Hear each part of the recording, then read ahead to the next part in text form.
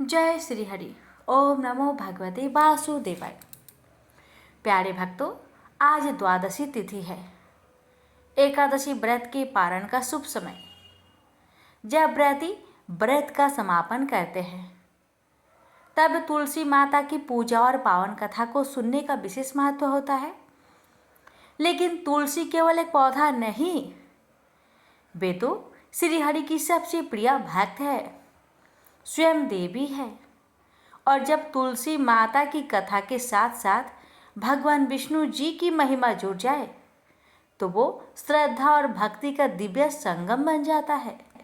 आज की पारण कथा में हम केवल तुलसी माता की नहीं बल्कि भगवान श्री हरि की एक विशेष लीला को भी सुनेंगे, जिससे हमें मिलेगा व्रत का संपूर्ण फल, भक्ति की गहराई और भगवान की कृपा।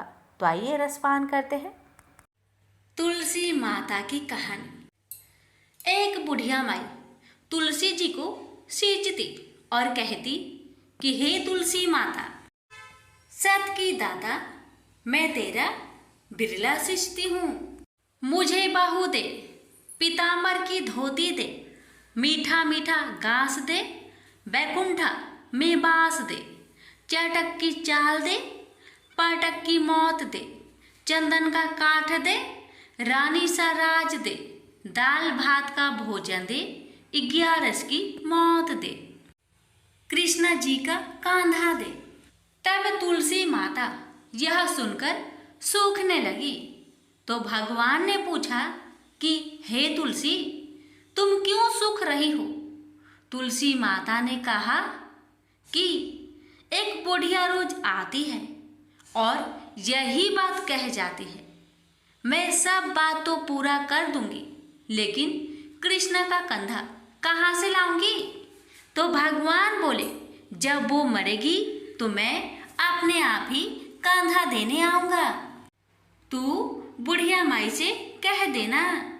जब बुढ़िया माई मर गई, सब लोग आ गए। जब माई को ले जाने लगे तो वह किसी से न उठी। तब भगवान एक 12 बरस के बालक का रूप धारण करके आए। बालक ने कहा, मैं कान में एक बात कहूँगा तो बुढ़िया माई उठ जाएगी। बालक ने कान में कहा, बुढ़िया माई मन की निकाल ले, पीतांबर की धोती ले, मीठा मीठा ग्रास ले, बैकुंठा में बास ले, चटक की चाल ले, पाटक की मौत ले, कृष्ण जी का कांधा ले। यह सुनकर बुढ़िया माई हल्की हो गई। भगवान ने कंधा दिया और बुढ़िया माई को मुक्ति मिल गई। हे तुलसी माता, जैसे बुढ़िया माई को मुक्ति दी वैसे सबको देना। प्रेम से बोलिए तुलसी महारानी की जय। राजा अमरीश भगवान श्री हरि के परम भक्त थे। वे पृथ्वी के 7 द्वीप, अचल संपत्ति और अतुल ऐश्वर्य के शासक होने पर भी इन्हें सपने तुल्य समझते थे, क्योंकि वे जानते थे कि जिस धन वैभव के लोभ में पड़कर मनुष्य घोर नरक में जाता है, वह केवल 4 दिन की चांदनी है। राजा अमरीश का भगवान श्री कृष्ण में और उनके प्रेमी साधुओं में परम प्रेम था। उन्होंने अपने मन को श्री कृष्ण के चरणों में, वाणी को भगवान के गुणों का गान करने में, हाथों को श्री हरि के मंदिर मार्जन में और अपने कानों को भगवान की मंगलमयी कथा के श्रवण में लगा रखा था। उन्होंने अपने नेत्रों को श्री हरि के विग्रह व मंदिरों के दर्शन में, नासिका को उनके चरण कमलों पर चढ़ी श्रीमती तुलसी की दिव्य गंध में और जीवा को भगवान के प्रति अर्पित नैवेद्य प्रसाद में संलग्न कर दिया था। राजा अमरीश के पैर भगवान के क्षेत्र आदि की पैदल यात्रा करने में ही लगे रहते और वे सिर से भगवान श्री कृष्ण के चरण कमलों की वंदना किया करते थे। इस प्रकार उन्होंने अपने सारे कर्म, यज्ञ, पुरुष, इंद्रियातीत भगवान के प्रति उन्हें सर्वोत्तम एवं सर्वरूप समझकर समर्पित कर दिए थे। और भागवत भक्त ब्राह्मणों की आज्ञा अनुसार वे इस पृथ्वी का शासक करते थे। उन्होंने बड़ी बड़ी दक्षिणा वाले अनेकों अश्वमेध यज्ञ करके यज्ञाधिपति भगवान की आराधना की थी। उनकी प्रजा महात्माओं के द्वारा गाए हुए भगवान के उत्तम चरित्रों का बहुत सम्मान करती। किसी समय बड़े प्रेम से श्रवण करती और किसी समय उनका गान करती। इस प्रकार उनके राज्य के मनुष्य देवताओं के अत्यंत प्यारे स्वर्ग की भी इच्छा नहीं करते। राजा अम्बरीश की अनन्य प्रेममयी भक्ति से प्रसन्न होकर भगवान ने उनकी रक्षा के लिए सुदर्शन चक्र को नियुक्त कर दिया था, जो विरोधियों को भयभीत करने वाला एवं भगवान भक्तों की रक्षा करने वाला है। एक बार उन्होंने अपनी पत्नी के साथ भगवान श्री कृष्ण की आराधना करने के लिए 1 वर्ष तक द्वादशी प्रधान एकादशी व्रत करने का नियम ग्रहण किया। उन्होंने 3 रात का उपवास किया और एक दिन यमुना जी में स्नान करके भगवान श्री कृष्ण की पूजा की। तत्पश्चात पहले ब्राह्मणों को स्वादिष्ट और अत्यंत गुणकारी भोजन कराकर उन लोगों के घर 60 करोड़ गौएं सुसज्जित करके भेज दी। जब ब्राह्मणों को सब कुछ मिल चुका तब राजा ने उन लोगों से आज्ञा लेकर व्रत का पारण करने की तैयारी की। उसी समय श्राप और वरदान देने में समर्थ स्वयं दुर्वासा जी भी उनके यहाँ अतिथि रूप में पधारे।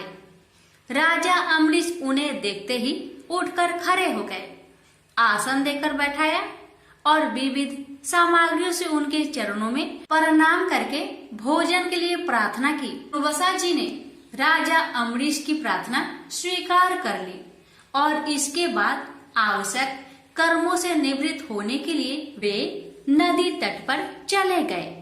वे ब्रह्मा का ध्यान करते हुए यमुना के पवित्र जल में स्नान करने लगे। इधर द्वादशी केवल घड़ी भर शेष रह गई थी। धर्मज्ञ अम्बरीश ने धर्म संकट में पड़कर ब्राह्मणों के साथ परामर्श किया। उन्होंने कहा, ब्राह्मण देवताओं, ब्राह्मण को बिना भोजन कराए स्वयं खा लेना और द्वादशी रहते पारण न करना दोनों ही दोष है। इसलिए इस समय जैसा करने से मेरी भलाई हो और मुझे पाप न लगे, ऐसा काम करना चाहिए। तब ब्राह्मणों के साथ विचार करके उन्होंने कहा, ब्राह्मणों, श्रुतियों में ऐसा कहा गया है कि जल पी लेना भोजन करना भी है, नहीं भी करना है। इसलिए इस समय केवल जल से पारण किए लेता हूँ। ऐसा निश्चय करके मन ही मन भगवान का चिंतन करते हुए राजश्री अम्बरीश ने जल पी लिया और फिर दुर्वासा जी के आने की राह देखने लगे। दुर्वासा जी आवश्यक कर्मों से निवृत्त होकर यमुना तट से लौट आए। जब राजा ने आगे बढ़कर उनका अभिनंदन किया तब उन्होंने अनुमान से ही समझ लिया कि राजा ने पारण कर लिया है। उस समय दुर्वासा जी बहुत भूखे थे। वे क्रोध से थर थर कांपने लगे। उन्होंने हाथ जोड़कर खड़े अम्बरीश से डट कर कहा, आओ देखो तो सही, यह कितना क्रूर है। यह धन के मद में मतवाला हो रहा है। भगवान की भक्ति तो इसे छू तक नहीं गई और यह अपने को बड़ा समर्थ मानता है। आज इसने धर्म का उल्लंघन करके बड़ा अन्याय किया है। मैं इसका अतिथि होकर आया हूँ, किंतु फिर भी मुझे खिलाए बिना ही इसने खा लिया। अच्छा देख, तुझे अभी इसका फल चखाता हूँ। यो कहते कहते वे क्रोध से जल उठे। उन्होंने अपनी एक जटा उखाड़ी और उससे अम्बरीश को मार डालने के लिए एक कृत्या राक्षसी उत्पन्न की। वह आग के समान जलती हुई हाथ में तलवार लेकर राजा अम्बरीश पर टूट पड़ी। परम पुरुष परमात्मा ने अपने सेवक की रक्षा के लिए पहले से ही सुदर्शन चक्र को नियुक्त कर रखा था। जैसे आग क्रोध से गुर्राते हुए सांप को भस्म कर देती है, वैसे ही चक्र ने दुर्वासा जी की कृत्या को जलाकर ढेर कर दिया। जब दुर्वासा जी ने देखा कि मेरी बनाई हुई कृत्या तो जल रही है और चक्र मेरी ओर आ रहा है। तब वे भयभीत हो अपने प्राण बचाने के लिए जी छोड़कर एकाएक भाग निकले। जैसे ऊंची ऊंची लपटों वाला दवानल सांप के पीछे दौड़ता है, वैसे ही भगवान का चक्र तो मेरे पीछे लग गया है। तब दुर्वासा जी दिशा, आकाश, पृथ्वी, अतल, बीतल आदि नीचे के लोक, समुद्र, लोकपाल और उनके द्वारा सुरक्षित लोक एवं स्वर्ग तक में गए। परंतु जहाँ जहाँ वे गए वहीं वहीं उन्होंने असहा तेज वाले सुदर्शन चक्र को अपने पीछे लगा देखा। जब उन्हें कहीं भी कोई रक्षक न मिला तब वे तो डर गए। अपने प्राण बचाने के लिए वे देव शिरोमणि ब्रह्मा जी के पास गए और बोले, ब्रह्मा जी आप स्वयंभू हैं, भगवान के इस तेजोमयी चक्र से मेरी रक्षा कीजिए। ब्रह्मा जी ने कहा, दुर्वासा जी मैं शंकर जी, दक्ष, भृगु आदि, प्रजापति, भूतेश्वर आदि सब जिनके बनाए नियमों में बंधे हैं तथा जिनकी आज्ञा सिरोधार्य करके हम लोग संसार का हित करते हैं, उनके भक्त के द्रोही को बचाने में हम समर्थ नहीं है। जब ब्रह्मा जी ने इस प्रकार दुर्वासा को निराश कर दिया तब भगवान के चक्र से संतप्त होकर वे कैलाशवासी भगवान शंकर की शरण में गए। शंकर जी ने कहा, दुर्वासा जी जिनसे पैदा हुए अनेकों ब्रह्मांडों में हमारे जैसे हजारों चक्र काटते हैं, यह चक्र उन्हीं विश्वेश्वर का शस्त्र है। यह हम लोगों के लिए असह है। तुम उन्हीं की शरण में जाओ, वे भगवान ही तुम्हारा मंगल करेंगे। निराश होकर दुर्वासा जी श्री हरि भगवान के परम धाम बैकुंठ की तरफ में भागे। दुर्वासा जी भगवान के चक्र की आग से जल रहे थे। वे भगवान के चरणों में गिर पड़े। उन्होंने कहा, हे अच्युत, हे अनंत, आप संतों के एकमात्र इच्छित है। प्रभु संपूर्ण जगत के जीवन दाता, मैं अपराधी हूँ, आप मेरी रक्षा कीजिए। आपका परम प्रभाव न जानने के कारण ही मैंने आपके प्यारे भक्त का अपराध किया है। प्रभु आप मुझे बचाइए। श्री भगवान ने कहा, दुर्वासा जी मैं सर्वथा भक्तों के अधीन हूँ, मुझ में तनिक भी स्वतंत्रता नहीं है। जो भक्त स्त्री, पुत्र, गृह, गुरुजन, प्राण, धन, इहलोक और परलोक सबको छोड़कर केवल मेरी शरण में आ गए हैं, उन्हें छोड़ने का संकल्प भी मैं कैसे कर सकता हूँ। इसमें संदेह नहीं कि ब्राह्मणों के लिए तपस्या और विद्या परम कल्याण के साधन है, परंतु यदि ब्राह्मण उद्दंड और अन्यायी हो जाए तो वे ही दोनों उल्टा फल देने लगते हैं। दुर्वासा जी सुनिए, मैं आपको एक उपाय बताता हूँ जिसका अनिष्ट करने से आपको इस विपत्ति में आना पड़ा है। आप उसी के पास जाइए, उनसे क्षमा मांगे, तब आपको शांति मिलेगी। सुदर्शन चक्र की ज्वाला से जलते हुए दुर्वासा लौटकर राजा अम्बरीश के पास आए और उन्होंने अत्यंत दुखी होकर राजा के पैर पकड़ लिए। दुर्वासा जी की यह चेष्टा देखकर और उनके चरण पकड़ने से लज्जित होकर राजा अम्बरीश भगवान के चक्र की स्तुति करने लगे। अम्बरीश ने कहा, प्रभु सुदर्शन आप अग्नि स्वरूप है, भगवान के प्यारे हजार दांत वाले चक्र देवा, मैं आपको नमस्कार करता हूँ। समस्त अस्त्र शस्त्रों को नष्ट कर देने वाले एवं पृथ्वी के रक्षक, आप इन ब्राह्मण की रक्षा कीजिए। आप कृपा करके हमारे कुल के भाग्योदय के लिए दुर्वासा जी का कल्याण कीजिए। हमारे ऊपर यह आपका महान अनुग्रह होगा। यदि मैंने कुछ भी दान किया हो या किया हो अथवा अपने धर्म का पालन किया हो, यदि हमारे वंश के लोग ब्राह्मणों को ही अपना आराध्य देव समझते रहे हो तो दुर्वासा जी की जलन मिट जाए। भगवान समस्त गुणों के एकमात्र आश्रय स्थल है। यदि मैंने समस्त प्राणियों की आत्मा के रूप में उन्हें देखा हो और वे मुझ पर प्रसन्न हो तो दुर्वासा जी का हृदय की सारी जलन मिट जाए। अब राजा अम्बरीश ने दुर्वासा जी को सब ओर से जलाने वाले भगवान के सुदर्शन चक्र की इस प्रकार स्तुति की।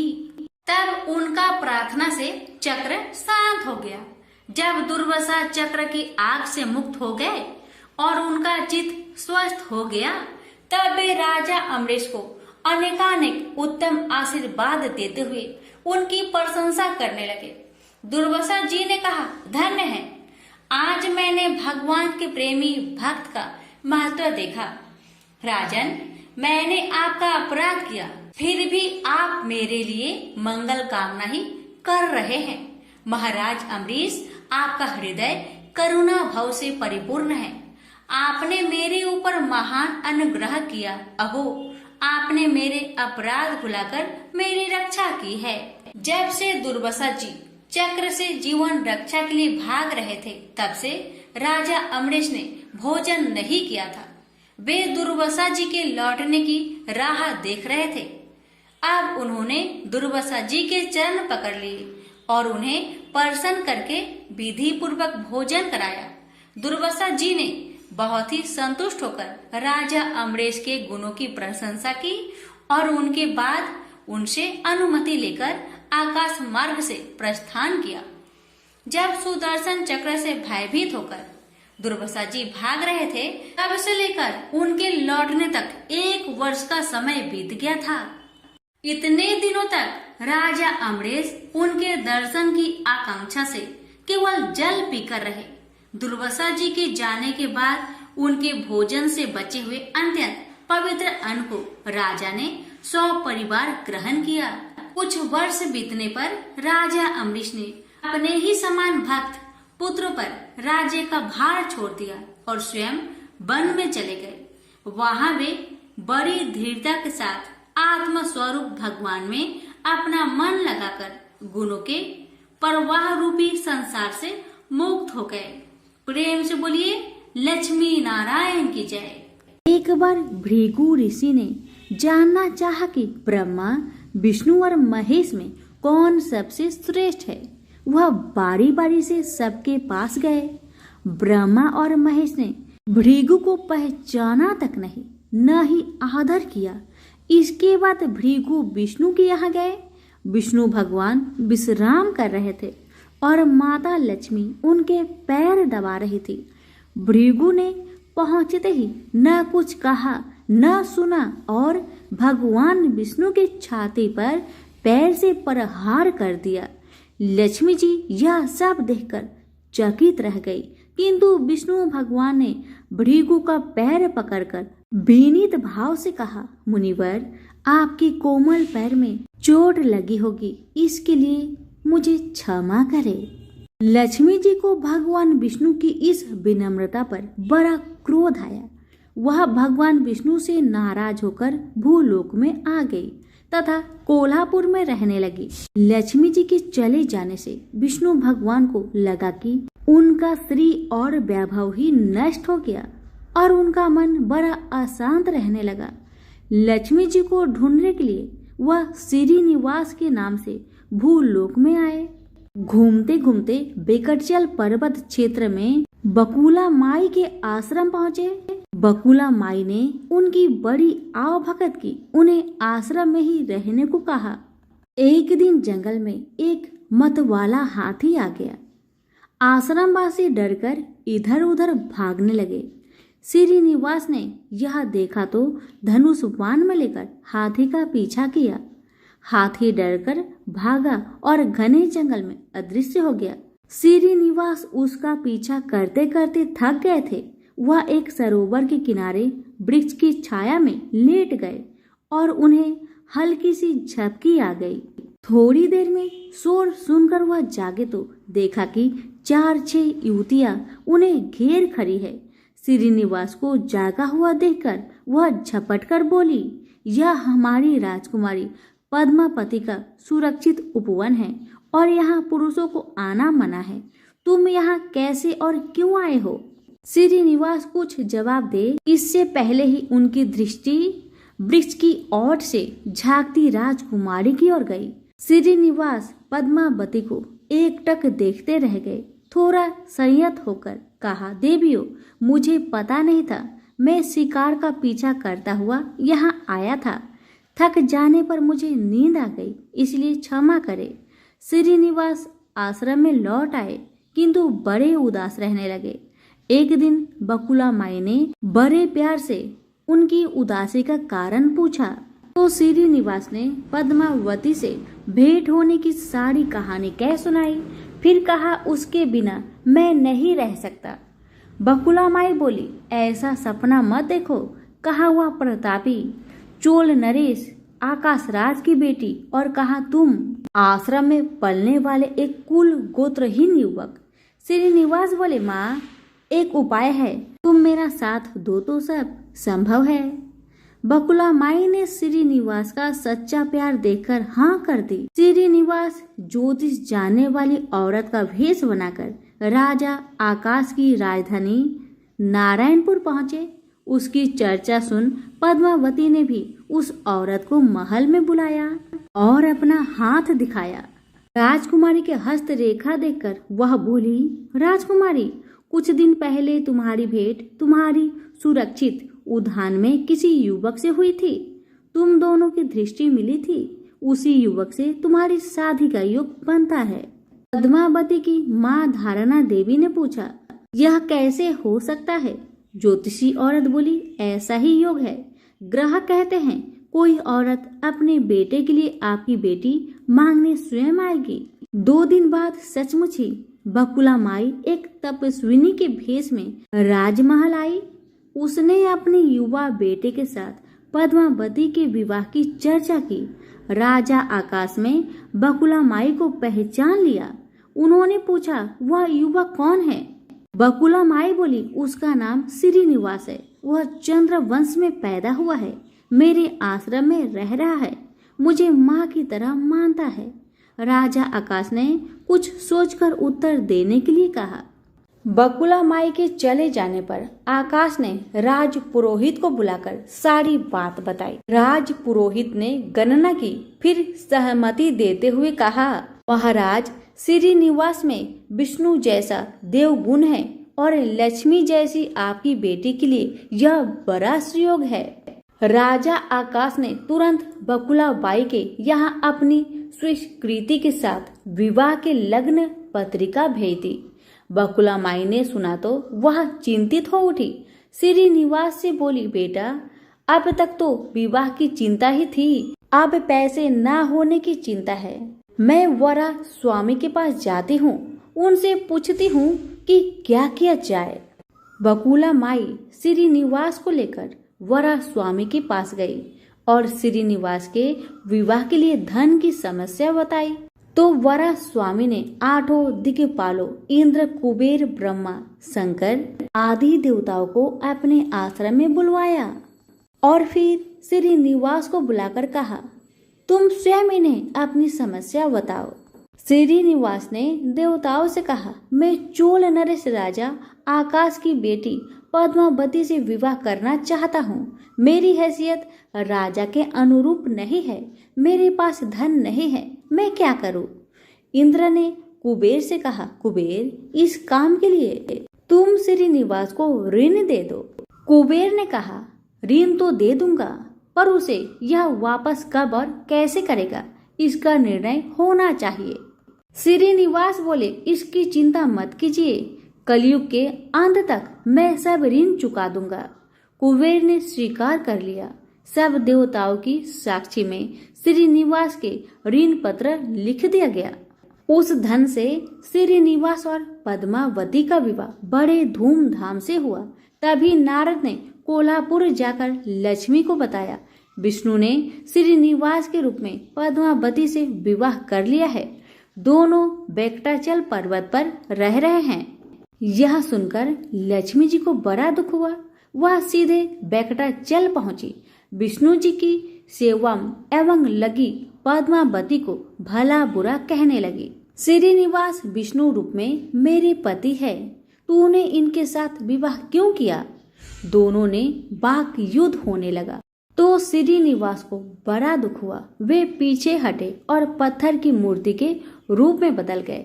जब दोनों देवियों ने यह देखा तो उन्हें बड़ा दुख हुआ कि श्रीनिवास तो अब किसी के न रहे। इतने में शीला विग्रह से आवाज आई, देवियों में इस स्थान पर बकटेश्वर स्वामी के नाम से अपने भक्तों का अभिष्ट पूरा करता रहूंगा।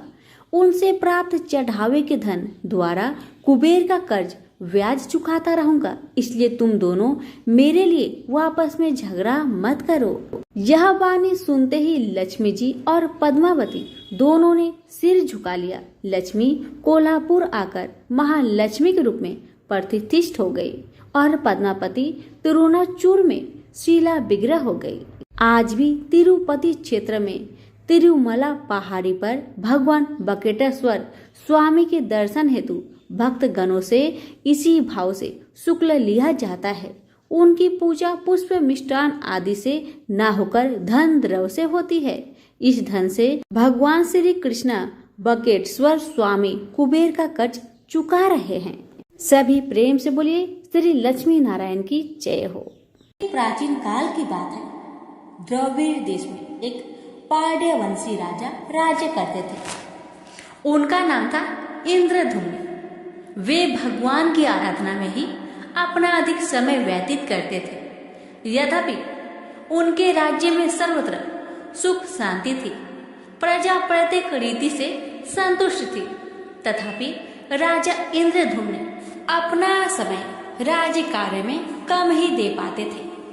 वे कहते थे कि भगवान विष्णु ही मेरे राज्य की व्यवस्था करते हैं, अतः वे अपने इष्ट परम प्रभु की उपासना में ही ददचित रहते थे। राजा इंद्रधुम्न के मन में आराध्य आराधना की लालसा उत्तरोत्तर बढ़ती ही गई। इस कारण वे राज्य का त्याग कर मलय पर्वत पर रहने लगे। उनका भेष तपस्वियों जैसा था। सिर के बाल बढ़कर जटा के रूप में हो गए थे। वे निरंतर परम ब्रह्मा परमात्मा की आराधना में तल्लीन रहते थे। उनके मन और प्राण भी श्री हरि के चरण कमलों में मधुकर बने रहते। इसके अतिरिक्त उन्हें जगत की कोई वस्तु नहीं सुहाती। उन्हें राज्य, कोष, प्रजा तथा पत्नी आदि किसी प्राणी या पदार्थ की स्मृति ही नहीं होती थी। एक बार की बात है, राजा इंद्रधुम्न प्रतिदिन की भांति स्नान आदि से निवृत्त होकर सर्वसमर्थ प्रभु की उपासना में तल्लीन थे। उन्हें ब्रह्मा जगत का तनिक भी ध्यान नहीं था। संयोग बस उसी समय महर्षि अगस्त्य अपने समस्त शिष्यों के साथ वहां पहुंच गए, लेकिन न पाद्य न अर्घ्य और न स्वागत। मौन व्रती राजा इंद्रधुम्न परम प्रभु के ध्यान में निमग्न थे। इससे महर्षि अगस्त्य कुपित हो गए। उन्होंने इंद्रधुम्न को श्राप दिया, इस राजा ने गुरुजनों से शिक्षा नहीं ग्रहण की है और अभिमान बस परोपकार से निवृत्त होकर मनमानी कर रहा है।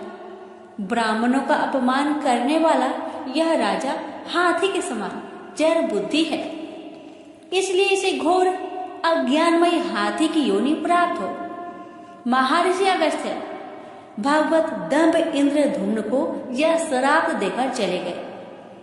राजा इंद्रधुम्न ने इसे श्री भगवान का मंगलमय विधान समझकर प्रभु के चरणों में सिर रख दिया।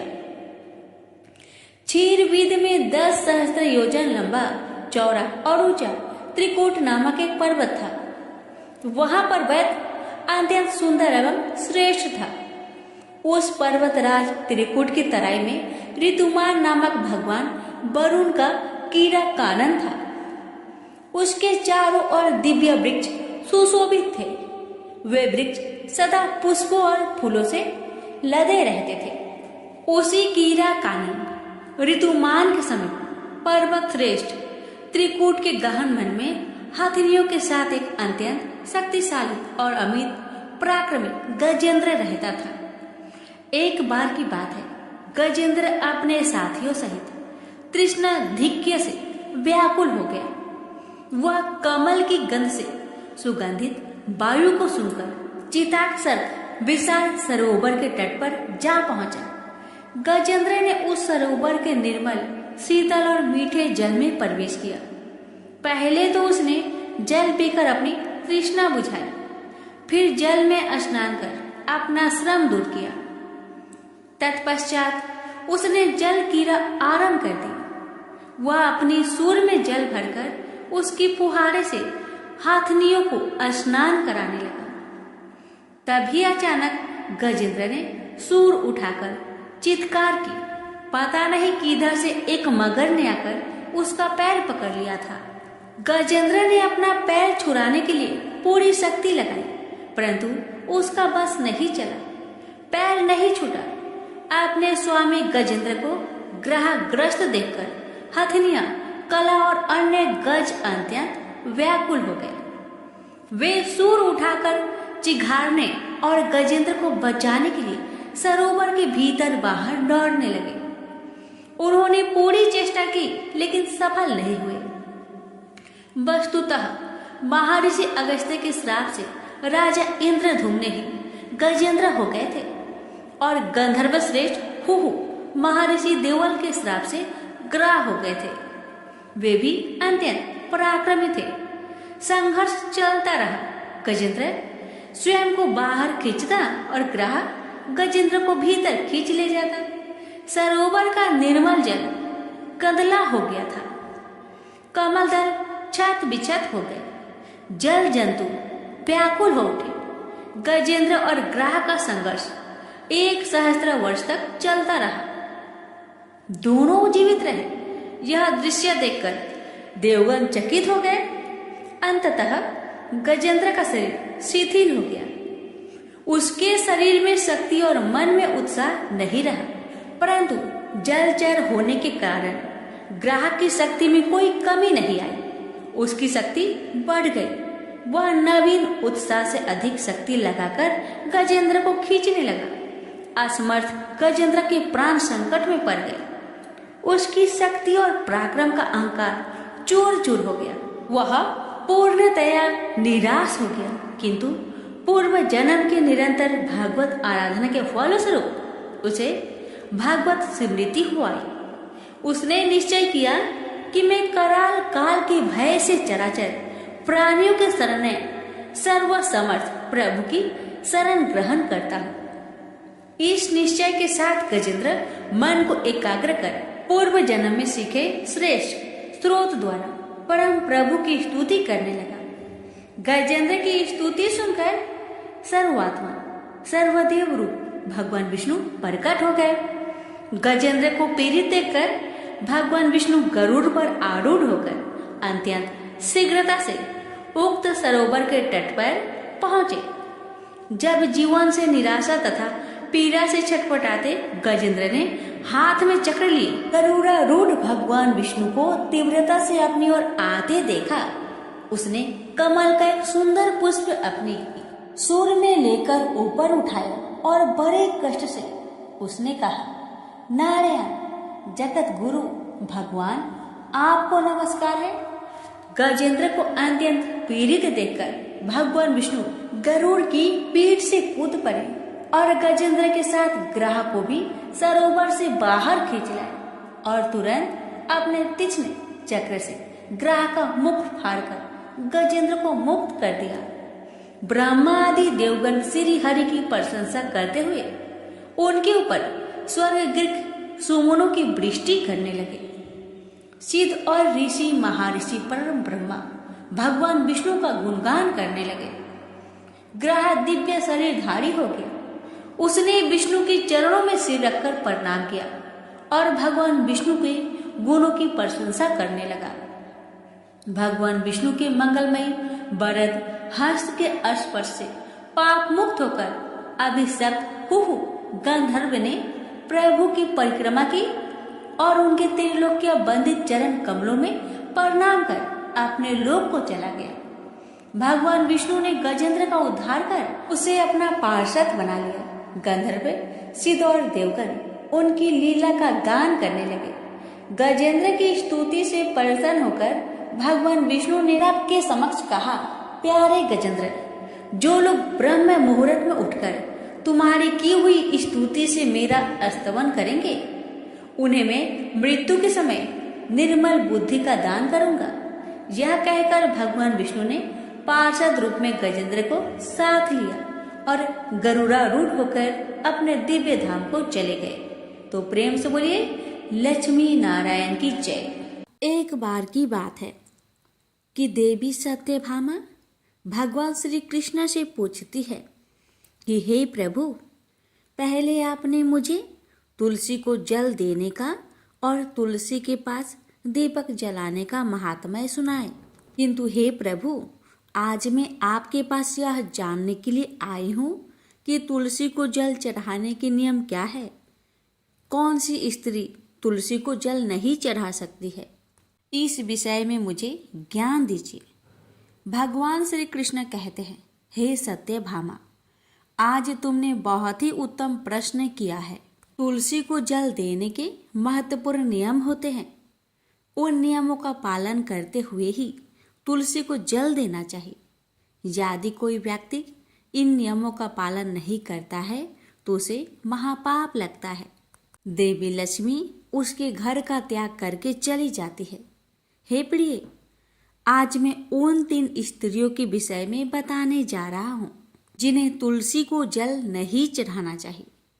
इन स्त्रियों को तुलसी को जल देने का कोई शुभ फल प्राप्त नहीं होता है, उल्टा इनके द्वारा तुलसी को जल चढ़ाने पर उन्हें महापाप ही लगता है।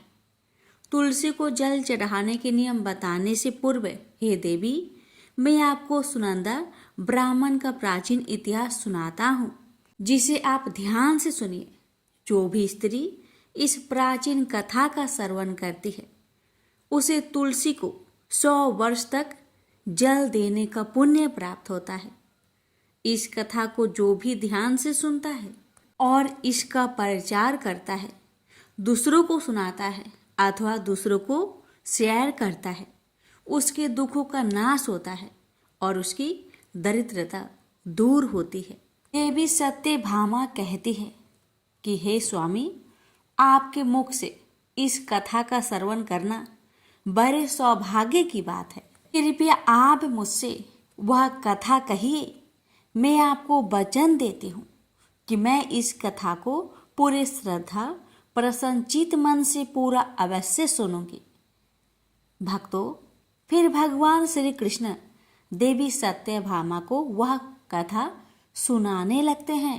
भगवान श्री कृष्ण कहते हैं, देवी सत्यभामा, पूर्व काल की बात है। दक्षिण देश में एक अत्यंत शोभायमान नगरी थी। उस नगरी में वसुदेव नाम का एक ब्राह्मण निवास करता था। वसुदेव बहुत ही बुद्धिमान और शास्त्रों में पारंगत था।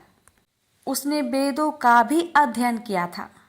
उसी के नगर के पास अन्य एक नगर था। उस नगर में देवशर्मा नाम का एक विद्वान ब्राह्मण था। उसकी एक पुत्री थी जिसका नाम सुनंदा था। उस देवशर्मा ने बड़े ही लाड़ प्यार से अपनी पुत्री का लालन पालन किया था। उसकी पुत्री अत्यंत सुंदर और गुणवान थी। जब सुनंदा विवाह के योग हुई तो देवशर्मा को अपनी पुत्री के विवाह की चिंता सताने लगी। इसलिए उसने अपनी पत्नी से कहा, हे प्रिय, हमारी पुत्री अब जवान हो चुकी है, इसलिए अब इसका विवाह हमें कर देना चाहिए। तब उसकी पत्नी कहती है, स्वामी, मेरी दृष्टि में एक विद्वान ब्राह्मण है जिसका नाम वसुदेव है। मैं तो कहती हूँ हमारी पुत्री का विवाह उन्हें श्रेष्ठ ब्राह्मण के साथ करा दी जाए। उनके साथ विवाह करके हमारी पुत्री सुखी जीवन व्यतीत करेगी। देवशर्मा कहता है, प्रिय, तुम ठीक कहती हो। मैंने भी वसुदेव जी के विषय में बहुत सुना हूँ। हम हमारी पुत्री का विवाह उन्हीं के साथ करेंगे। मैं कल ही उनके पास अपनी पुत्री के विवाह का प्रस्ताव लेकर जाता हूँ। फिर देवशर्मा अपनी पुत्री के विवाह का प्रस्ताव लेकर वसुदेव के घर पर जाता है। उस समय वसुदेव अपने माता पिता की सेवा कर रहा था। जब देवशर्मा वसुदेव को अपने माता पिता की सेवा करते देखता है तो उसे बड़ा आनंद होता है। वह सोचता है, अरे वाह, यह ब्राह्मण पुत्र तो कितना महान है। यह तो बड़ी प्रसन्नता से अपने माता पिता की सेवा कर रहा है।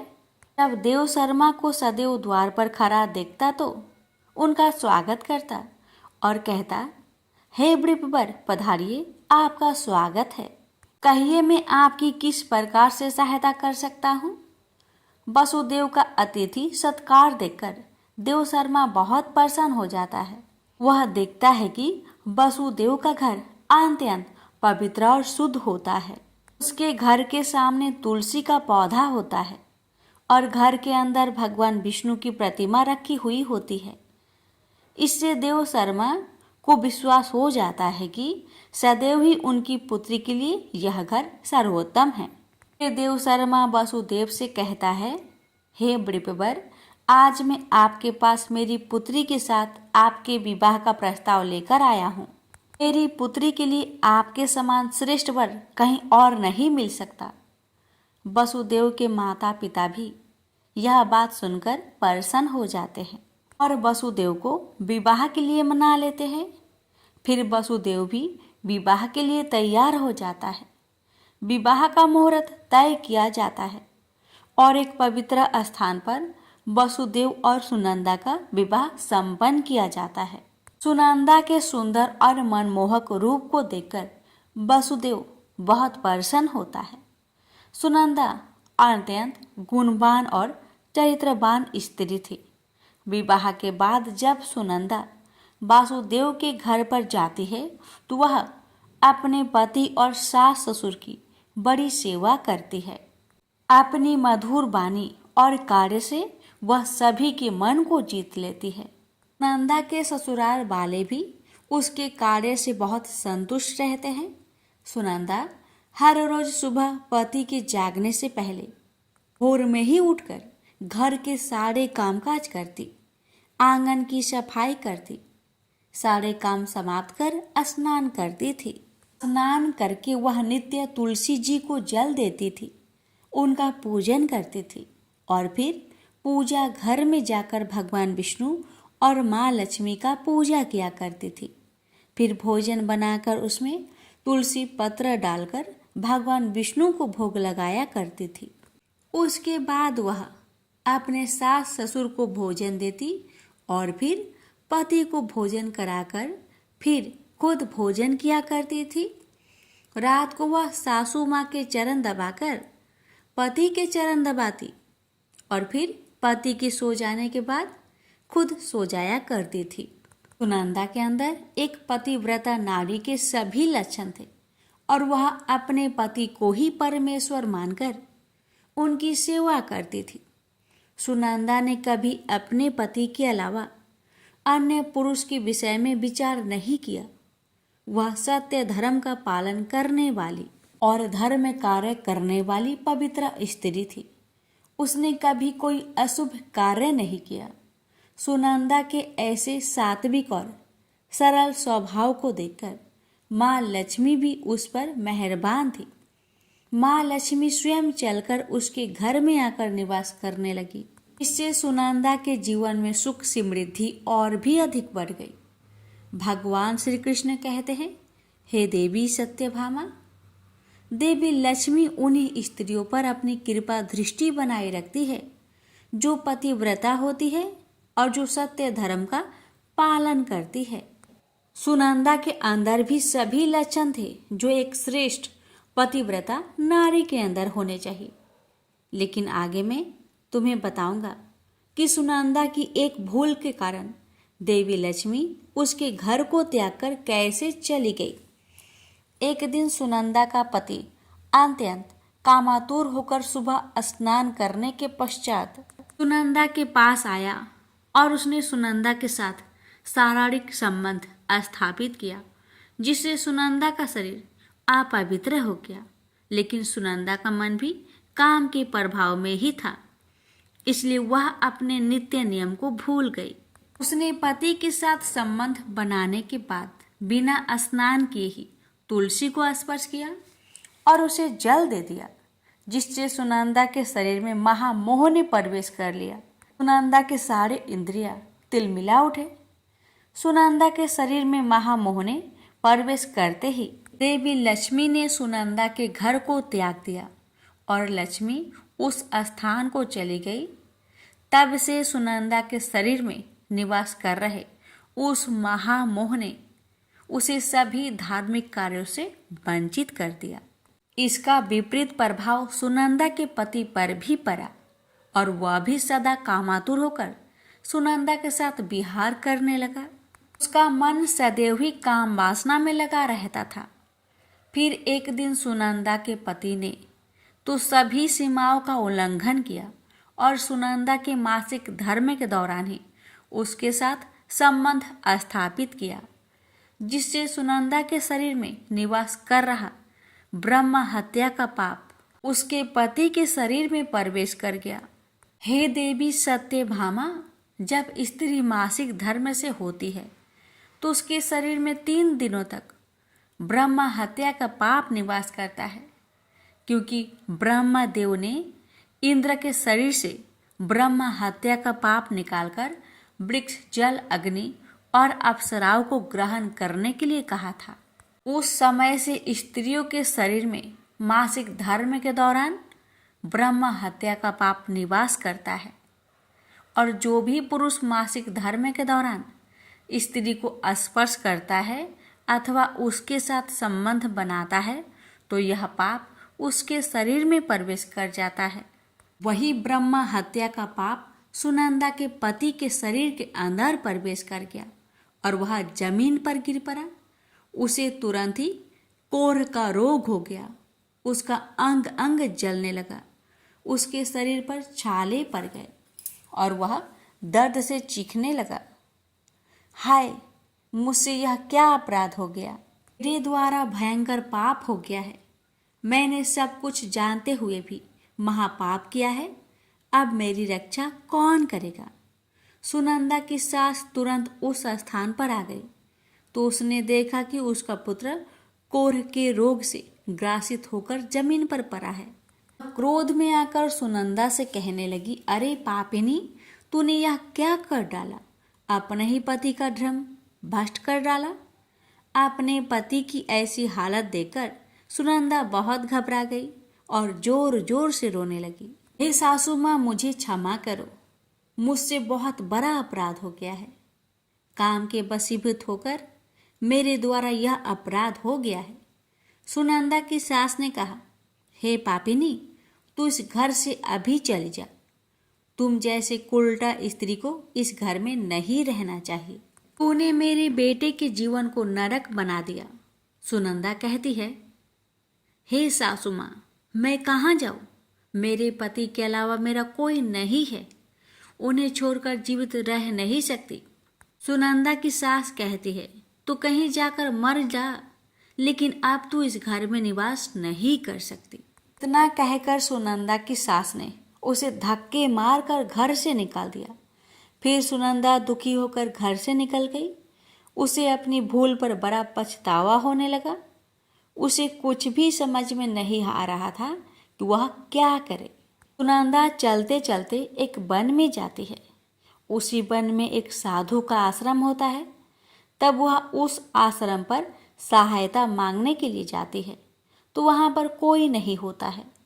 सुनंदा उसी आश्रम पर जाकर बैठ जाती है और अपने दोस्त के विषय में सोचते हुए दुखी होने लगती है। फिर कुछ समय बाद एक ऋषि उस आश्रम पर आते हैं जिनका वह आश्रम होता है। जब वे ऋषि एक स्त्री को अपने आश्रम पर दुखी बैठा हुआ देखते हैं तो आश्चर्यचकित हो जाते हैं और पास जाकर उस स्त्री से पूछने लगते हैं, हे कल्याणी, तुम कौन हो और किस कारण से इस स्थान पर अकेले बैठी हो। तुम्हारे दुख का क्या कारण है। तब वह स्त्री कहती है, हे मुनिवर, मेरा नाम सुनंदा है। मेरे द्वारा घोर पाप हो गया था। उसी कारण से अपने परिवार से बिछड़कर इस स्थान पर आई हूँ। वह ऋषि कहते हैं, हे देवी, ये क्या कह रही हो। तुमने कौन सा पाप किया है। मुझे विस्तार से बताओ, मैं तुम्हारी सहायता करने का प्रयत्न अवश्य करूँगा। सुनंदा कहती है, हे मुनिवर, मेरे द्वारा घोर पाप हो गया है। मासिक धर्म के दौरान मैंने पति के साथ संबंध बनाई। इसी कारण से मेरे पति कोढ़ रोग से ग्रस्त हो गए और दुख भोग रहे हैं। फिर ऋषि कहते हैं, बेटी तुम चिंता मत करो, तुम्हारे द्वारा जो पाप हुआ है उसका प्रायश्चित करो, तुम्हें पाप से मुक्ति मिल जाएगी।